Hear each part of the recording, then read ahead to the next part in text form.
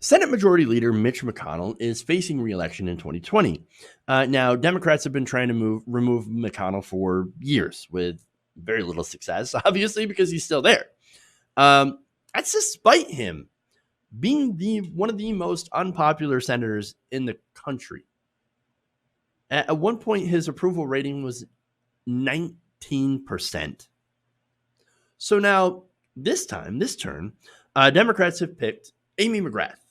Now, Amy McGrath, there's one problem with her. She's a centrist Democrat, and she's very milquetoast, and she will very likely lose. Now, the reason that she will lose is because she says, well, I support a lot of Trump's major policies. I back Trump a lot, and so she's barely even a Democrat. Why would people vote for someone who's Republican light? Why wouldn't they just vote for a Republican if they're going to vote for a Republican, right? They're not going to vote Republican light. They're going to say, ooh, no, Mitch McConnell is too conservative. No, we're going to try out Amy McGrath. Said no Republican ever. Come on, dude. All right, anyway. So now this race and Amy McGrath reminds me a lot of Allison Lundergan Grimes. So now longtime viewers of the show, you remember my commentary on that. Back in 2014, Grimes ran a terrible and uninspiring campaign to try to take down Mitch McConnell by declaring her love of coal. I'm not kidding. She's like, no, I love coal even more than Mitch McConnell loves coal. I love coal. I wash with coal. Like, I cuddle up with coal with a bag every single night. I'm kidding about that, but seriously, she said she loves coal. Well, what makes her different than Mitch McConnell? I mean, come on, dude. She also refused to admit that she voted for Barack Obama, who was president at the time. Now, what was the result of this? She still got crushed because she ran as Republican light. Why would people, again, vote for Republican light when they could vote for a Republican? And that's the big problem here, okay? She got absolutely crushed. So now, fast forward, we got another chance to take down Mitch McConnell, who has been just, awful, right? So this guy blocks every decent piece of legislation that comes to his desk. Instantly. Blocked. They're not taking up anything, right? And so, yes, we should get rid of this guy.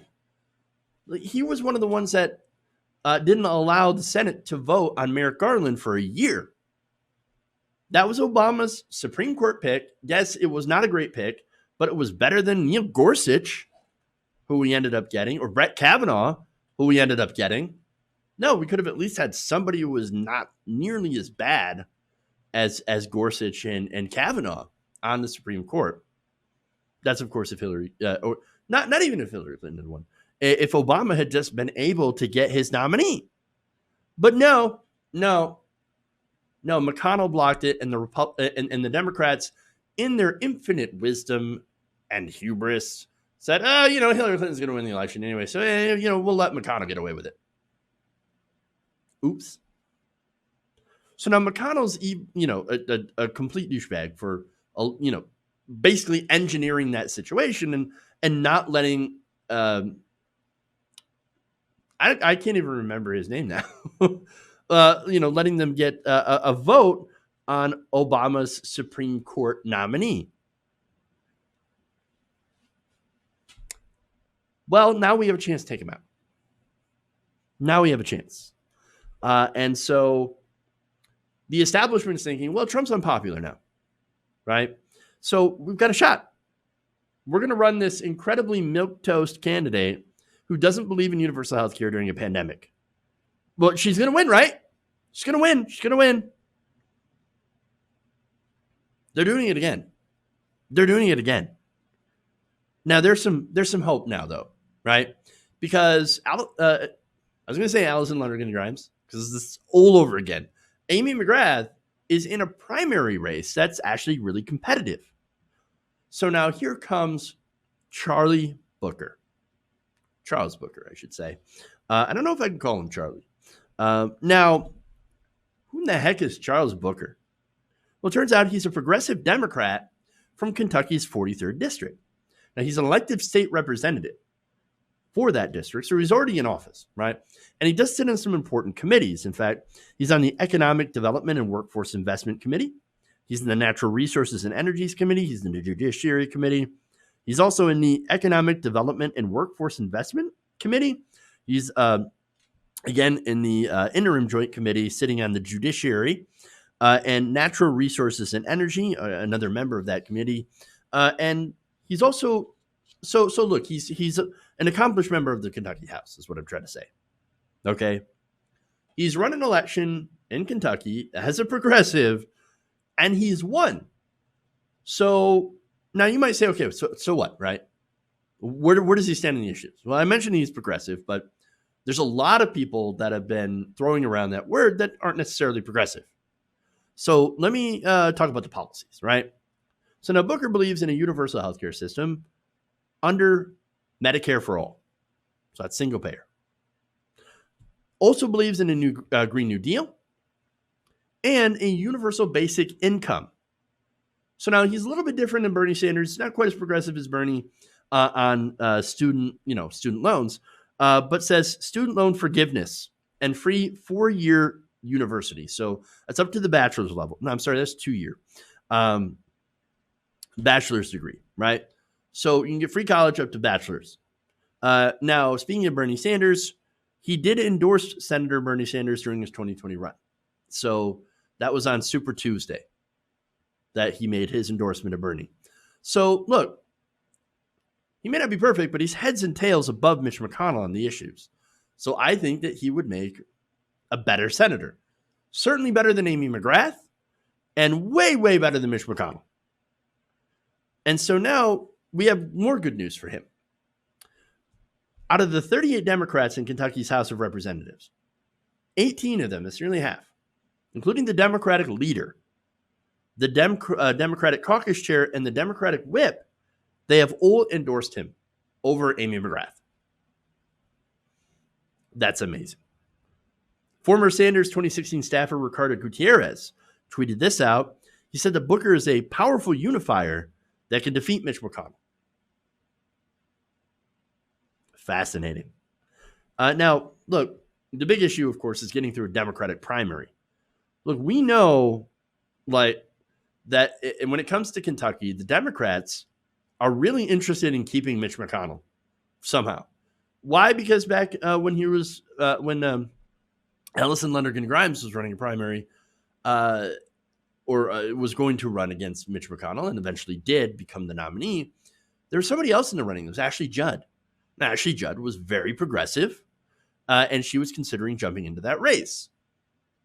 And then here came the Democratic establishment, which made it so that she would not jump into the race because they wanted an unobstructed path for the centrist moderate named Allison Lundergan Grimes. She won the nomination, and she got crushed again by Mitch McConnell. And so we're hoping that doesn't happen this time. Okay? Bachelor's is 4 years. Sorry. Correction. Bachelor's is 4 years. I don't know how I got that mixed up. Okay. It's one of those days. So now, the Democratic primary is one of the most difficult things to get through. He's got to get through that if he's going to take on Mitch McConnell. Now, there are other Democrats that are running. This it's a very big field. And so, they might also be progressive. We got to focus on at least one of them, right? And defeating Amy McGrath. Now, she's the establishment. We need we need someone to take on this Republican as well. And so, look, you have the DSCC and the other establishment groups that are clearly lined up behind Amy, right? Which is why June 23rd, we've got to get up and go vote for the progressive if you're in Kentucky. I mean, could you imagine if that happens and he wins and he goes on to beat Mitch McConnell? A real progressive in Kentucky, of all places. Could you imagine?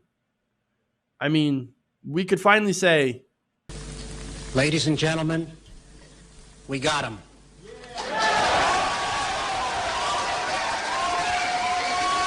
Down goes Mitch McConnell. Down goes Mitch McConnell. Let us please whisper of a dream. Hey guys, hopefully you enjoyed that free video. Now I'm going to have to ask you a favor. Between the demonetization and the YouTube algorithm messing around with view counts, etc., we're having a hard time adjusting to the new YouTube reality, which is where you guys come in. See, we have a Patreon, patreon.com/TYTNation, set up to help us rely on you guys, the viewers, instead of big corporate ads. Look, you know the show. You know how I'm not in favor of big corporations anyway. So help us transition away from relying on the ad model to pay the bills and sign up to be a patron, patreon.com/TYTNation. That goes a long way to help us keep the lights on. And you guys will know that you're supporting independent, progressive media.